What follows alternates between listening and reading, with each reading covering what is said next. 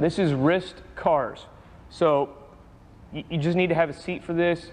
I like to tell people, grab something like a tennis ball, golf balls, grab them in your hand. I'm not going to use any right now, but you're going to grab them and squeeze them as hard as you can. You can just make a nice tight fist. It works fine, but sometimes people need that sensation of grabbing something hard to help. You're going to be doing, you can do one arm at a time, or once you get really good at this, you can do two. I'm going to do two right now. Tight fist. I'm going to then hinge my wrists down, and I'm going to go out to the side. You might even be able to see that I'm shaking a little in each wrist. While I stay down low, I'm going out as far as I can.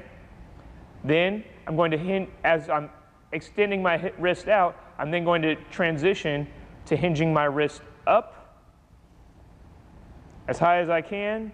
And then as I have my wrist hinged up, I'm actually going to transition into flexion of my wrist as far as I can in.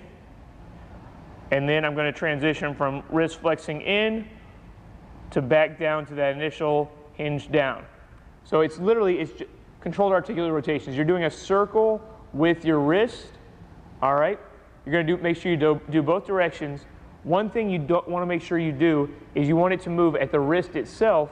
A lot of times as I'm having people do this, if they're not careful, they'll start to actually rotate at the forearm, which is not what we want. We want right here at the wrist.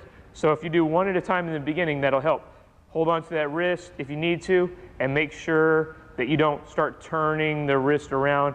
If you notice, the palm stays up and down at all positions, okay? That'll help out. Those are wrist cars.